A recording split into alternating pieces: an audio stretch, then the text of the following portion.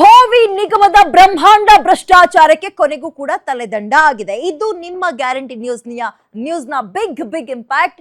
Bhovi deal master Ravikumar ಕೊನೆಗೂ ಅವರ ತಲೆದಂಡ ಆಗಿದೆ.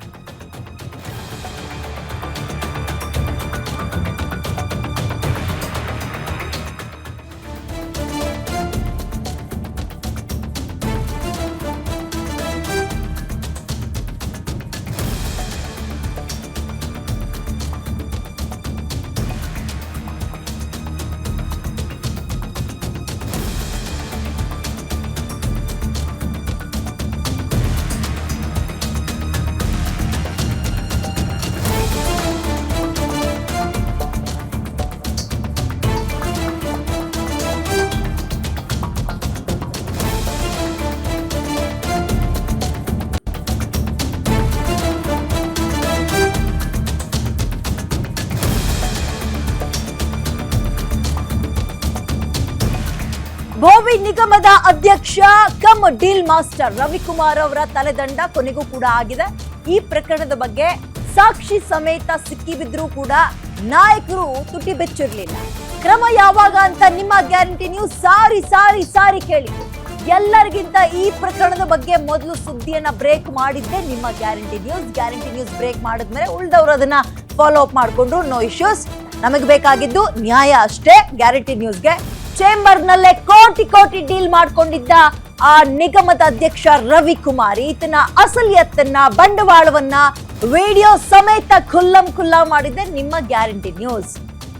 ಇದೀಗ ಲಂಚಾಸುರನ ವಿರುದ್ಧ ಕ್ರಮಕ್ಕೆ ಇನ್ನೇನ್ ಸಾಕ್ಷ್ಯ ಬೇಕು ಅಂತ ಗ್ಯಾರಂಟಿ ನ್ಯೂಸ್ ಕೇಳಿತ್ತು. ಯಾರು ಕೂಡ ತುಟಿ ಬೆಚ್ಚಿರ್ಲಿಲ್ಲ ಇದ್ರ ಬಗ್ಗೆ.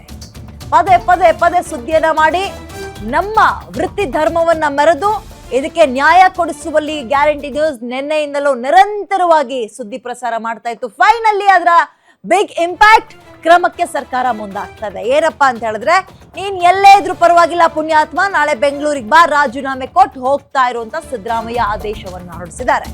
ಗ್ಯಾರಂಟಿ ನ್ಯೂಸ್ ಸುದ್ದಿ ಪ್ರಸಾರವಾದ ಬೆನ್ನಲ್ಲೇ ಲಂಚಾವತಾರ ಬಟಾಬಯಲಾಯಿತು. ಸುದ್ದಿ ಪ್ರಸಾರ ಆಗ್ತಾ ಇದ್ದಂತೆ ಸಿದ್ದರಾಮಯ್ಯ ಇಂಚಿಂಚು ಮಾಹಿತಿಯನ್ನ ಪಡೆದುಕೊಂಡ್ರು. ನಿಗಮದಲ್ಲಿ ಏನ್ ಆಗ್ತಾ ಇದೆ ಅನ್ನೋದ್ರ ಬಗ್ಗೆ, ಅಲ್ಲಿನ ಕೊಳಕು ಏನು ಅನ್ನೋದ್ರ ಬಗ್ಗೆ ಮಾಹಿತಿಯನ್ನ ತರಿಸ್ಕೊಂಡ್ರು. ಮೈಸೂರಿನಲ್ಲಿ ಇದ್ದಾಗ್ಲೇ ಲಂಚಾವತಾರದ ಮಾಹಿತಿಯನ್ನ ಸಿದ್ದರಾಮಯ್ಯ ವಿವರವಾಗಿ ಏನೇನಾಗಿದೆ ಅನ್ನೋದ್ರ ಬಗ್ಗೆ ಮಾಹಿತಿಯನ್ನ ತರಿಸ್ಕೊಂಡಿದ್ದಾರೆ. ತಕ್ಷಣ ಆತನ ವಿರುದ್ಧ ಕ್ರಮಕ್ಕೆ ಸಿದ್ದರಾಮಯ್ಯ ನಿರ್ಧಾರ ಮಾಡಿದ್ದಾರೆ. ಸಿದ್ದರಾಮಯ್ಯ ನಾಳೆನೆ ಒಂದು ರಾಜೀನಾಮೆ ಕೊಟ್ಟು ಹೋಗ್ಬೇಕು ಅಂತ ಖಡಕ್ ಸೂಚನೆ ಕೊಟ್ಟಿದ್ದಾರೆ. ಕೊನೆಗೂ ಡೀಲ್ ಮಾಸ್ಟರ್ ಲಂಚವನ್ನ ತಿಂದು ತೇಗತಾ ಇದ್ದ ನಿಗಮದ ಅಧ್ಯಕ್ಷ ರವಿಕುಮಾರ್ ಅವರ ತಲೆದಂಡ ಆಗ್ತಾ ಇದೆ. ಇದು ನಿಮ್ಮ ಗ್ಯಾರಂಟಿ ನ್ಯೂಸ್ನ ಬಿಗ್ ಇಂಪ್ಯಾಕ್ಟ್. ಇಷ್ಟು ಮಾತ್ರ ಅಲ್ಲ, ಆತನ ತಲೆದಂಡ ಮಾತ್ರ ಅಲ್ಲ, ಇದರ ಬಗ್ಗೆ ತನಿಖೆ ಆಗಬೇಕು.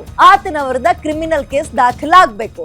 ಆಗ ಇಡೀ ಹುತ್ತದಲ್ಲಿ ಇದು ಒಂದೇ ಇತ್ತ ಹಾವು ತಲೆ ಎತ್ಕೊಂಡು, ಅಥವಾ ಬೇರೆ ಹಾವುಗಳು ಕೂಡ ಇತ್ತ, ಬೇರೆ ಕೊಳಕು ಮಂಡಲಗಳು ಕೂಡ ಇದರಲ್ಲಿ ಸಿಗಾಕೊಂಡಿದಾವ, ಯಾರು ಏನು ಎತ್ತ ಅನ್ನುವಂಥದ್ದು ಹೊರಗೆ ಬರುತ್ತೆ. ಇನ್ನು ಮುಂದಕ್ಕಾಗಬೇಕಾಗಿರೋದು ರಾಜೀನಾಮೆ ಒಂದು ಕಡೆ ಆದ್ರೆ, ಇನ್ನೊಂದು ತಕ್ಕಡಿಯಲ್ಲೇ ತೂಗಬೇಕಾಗಿರೋದು ಕೇಸ್ ದಾಖಲಿಸಿ ತನಿಖೆ ಆಗಬೇಕು.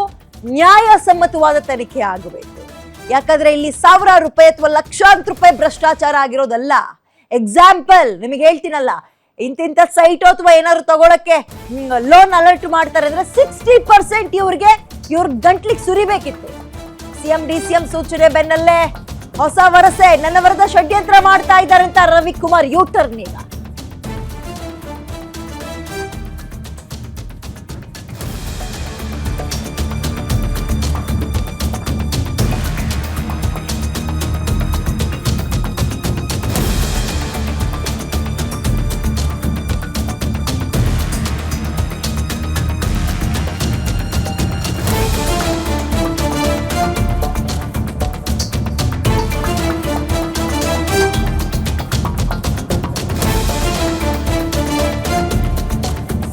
ಡಿಸಿಎಂ ಸೂಚನೆ ಕೊಟ್ಟರು ಕೂಡ ಅದ್ರ ಬೆನ್ನಲ್ಲೇ ಇದೀಗ ರವಿಕುಮಾರ್ ಷಡ್ಯಂತ್ರದ ವರಸೆಯನ್ನ ತೋರಿಸ್ತಾ ಇದ್ದಾರೆ. ನನ್ನ ವಿರುದ್ಧ ಷಡ್ಯಂತ್ರ ಮಾಡಿದ್ದಾರೆ, ಅದ್ರ ಬಗ್ಗೆ ಸಿಎಂ ಡಿಸಿಎಂಗೆ ದಾಖಲೆಯನ್ನ ಕೊಡ್ತೀನಿ, ನಂತರ ರಾಜೀನಾಮೆ ಕೊಡ್ತೀನಿ ಅಂತ ರವಿಕುಮಾರ್ ವರಸೆ ಬದಲಾಯಿಸ್ತಾ ಇದ್ದಾರೆ. ನಾಳೆ ಸಿಎಂ ಡಿಸಿಎಂ ಭೇಟಿಯಾಗಿ ರಾಜೀನಾಮೆಯನ್ನ ರವಿಕುಮಾರ್ ಕೊಡ್ತಾರೆ. ನನ್ನ ವಿರುದ್ಧ ಷಡ್ಯಂತ್ರ ಆಗಿದೆ ಅಂತಿದ್ದಾರೆ. ಯಾವ ರೀತಿಯ ಷಡ್ಯಂತ್ರ ಮಾಡಿರಬಹುದು ಅಂತಾನೆ ಅಂದ್ಕೊಳ್ಳೋಣ. ಅದಕ್ಕೆ ಬಲಿಯಾಗಿರೋರು ನೀವ್ ಯಾರು? ಹೇಗ್ ನೀವು ಬಲಿಯಾದ್ರಿ? ಅಂಗೈ ಹುಣ್ಣಿ ಕನ್ನಡಿ ಬೇಕನ್ನೋ ರೀತಿಯಲ್ಲಿ ವಿಡಿಯೋ ಆಡಿಯೋ ವೈರಲ್ ಆಗ್ತಾ ಇದೆಯಲ್ಲ, ಖುಲ್ಲ ಆಗ್ತಾ ಇದೆಯಲ್ಲ ಇಡೀ ರಾಜ್ಯದ ಜನ, ಅದರಲ್ಲೂ ನಿಮ್ಮ ಸಮುದಾಯದವರು.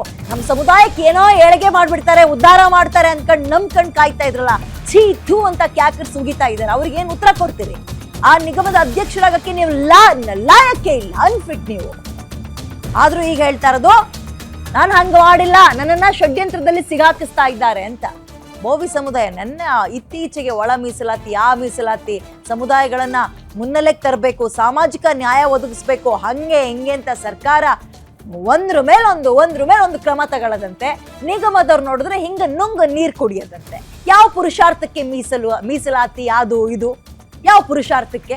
ಇಲ್ಲಿ ನೋಡಿ, ಅಲ್ಲಿ ಇದೀಗ ಸಿದ್ದರಾಮಯ್ಯ ಅವರು ಗ್ಯಾರಂಟಿ ನ್ಯೂಸ್ ನಲ್ಲಿ ಸುದ್ದಿ ಪ್ರಸಾರವಾಗ್ತಾ ಇದ್ದಂತೆ ಅದರ ಸಂಪೂರ್ಣ ವಿವರವನ್ನ ತರಿಸ್ಕೊಂಡಿದ್ದಾರೆ. ಏನು ಎತ್ತ ಅಂತ ಅದರ ಆಳ ಅಗಲ ಇಂಚಿಂಚಾಗಿ ಕೇಳ್ಕೊಂಡಿದ್ದಾರೆ. ಅದ್ರ ಬೆನ್ನಲ್ಲೇ ಬಾರಯ್ಯ, ನಾಳೆ ಅದು ಎಲ್ಲಿದ್ರು ಪರವಾಗಿಲ್ಲ, ಬೆಂಗಳೂರಿಗೆ ಬಂದು ರಾಜೀನಾಮೆ ಕೊಟ್ಟು ಹೋಗಯ್ಯ ಅಂತ ಹೇಳಿದ್ದಾರೆ. ಬಟ್ ಇಷ್ಟಕ್ಕೆ ಸಾಲಲ್ಲ, ಕೇಸ್ ಹಾಕ್ಬೇಕು, ಕ್ರಿಮಿನಲ್ ಕೇಸ್ ಹಾಕ್ಬೇಕು. ಇವರ ಜೊತೆಗೆ ಯಾರಾದ್ರೂ ಭಾಗಿಯಾಗಿದ್ದಾರಾ, ಪ್ರಭಾವಿಗಳು ಇದ್ದಾರಾ, ಅಥವಾ ಈತ ಒಬ್ಬನಿಂದಲೇ ಇಷ್ಟು ಆಯ್ತಾ? ಈತ ಒಬ್ಬನೇ ಇಷ್ಟನ್ನು ನುಂಗ ನೀರ್ ಕುಡ್ದಿದ್ದ, ಅಥವಾ ಇದರ ಪಾಲುದಾರರು ಬೇರೆ ಇನ್ಯಾರಾದ್ರೂ ಇದ್ದಾರಾ? ಇದ್ರ ಬಗ್ಗೆ ತನಿಖೆ ಆಗ್ಲೇಬೇಕು. ಬಟ್ ಈಗೇನೋ ಈ ರವಿಕುಮಾರ್, ಈ ಬೋವಿ ನಿಗಮದ ಅಧ್ಯಕ್ಷ ವರಸೆ ಬದಲಾಯಿಸ್ತಾ ಇರೋದು ಏನು ಅಂದ್ರೆ ಷಡ್ಯಂತ್ರ ಮಾಡಿದ್ದಾರೆ. ಯಾವ ರೀತಿ ಷಡ್ಯಂತ್ರನಪ್ಪ? ನಿಮ್ಮನ್ನ ಸಿಗಾಕಿಸ್ಬೇಕು ಅಂತ ಮಾಡಿದ್ರ? ಸರಿ, ಅವ್ರು ಮಾಡ್ಲಿ, ಸಿಗಾಕಿಸ್ಬೇಕು ಅಂತಾನೆ ಷಡ್ಯಂತ್ರ ಮಾಡಿರ್ಲಿ, ಅದಕ್ಕೆ ಆಡಿಯೋ ವಿಡಿಯೋ ರೆಕಾರ್ಡ್ ಮಾಡ್ಕೊಂಡಿರ್ಲಿ, ಅದಕ್ಕೆ ಬಲಿಯಾಗಿರೋರು ನೀವ್ಯಾರು?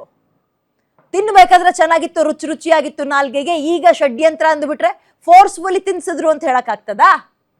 ಎಸ್ ರವಿಕುಮಾರ್, ಬೋವಿ ಅಭಿವೃದ್ಧಿ ನಿಗಮದ ಅಧ್ಯಕ್ಷ, ಆ ಸಮುದಾಯವನ್ನ ಉದ್ಧಾರ ಮಾಡಪ್ಪ ಅಂತ ನಿಗಮದ ಅಧ್ಯಕ್ಷ ಸ್ಥಾನವನ್ನ ಕೊಟ್ರೆ, ಇವ್ರ ಕುಟುಂಬನ ತಿಂದು ತಿಂದು ತಿಂದು ತಿಂದು ಉದ್ಧಾರ ಮಾಡ್ಕೊಂಡ್ರೆ ಹೊರತು ₹1 ಪ್ರಯೋಜನ ಆಗಿಲ್ಲ.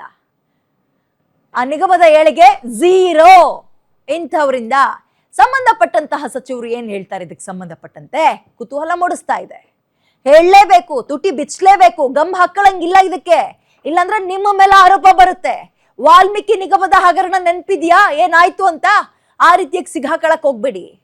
ಇದು ಕೇವಲ ನಿಗಮದ ಅಧ್ಯಕ್ಷರಿಗೆ ಮಾತ್ರ ಸಂಬಂಧಪಟ್ಟಿದ್ದಾದ್ರೆ ಆಕ್ಷನ್ ತಗೊಳ್ಳಿ, ಇಲ್ಲ ನೀವು ಇದ್ದೀರಾ ಅಂತ ಪ್ರೂವ್ ಮಾಡ್ದಂಗಾಗತ್ತೆ. ನಿಮ್ಮ ಮೇಲೂ ವಿಪಕ್ಷಗಳು ತಿರುಗಿ ಬೀಳ್ತಾವೆ. ಹಾಗಾಗಿ ಈ ಕೂಡಲೇ ಸಿಎಂ, ಡಿಸಿಎಂ, ಸಂಬಂಧಪಟ್ಟಂತಹ ಇಲಾಖೆಯ ಅಧ್ಯಕ್ಷರು, ಸಚಿವರುಗಳು ಎಲ್ಲರೂ ಕೂಡ ಆಕ್ಷನ್ ತಗೊಂಡು ಇದ್ರ ಬಗ್ಗೆ ಪ್ರತಿಕ್ರಿಯೆ ಕೊಡಬೇಕು.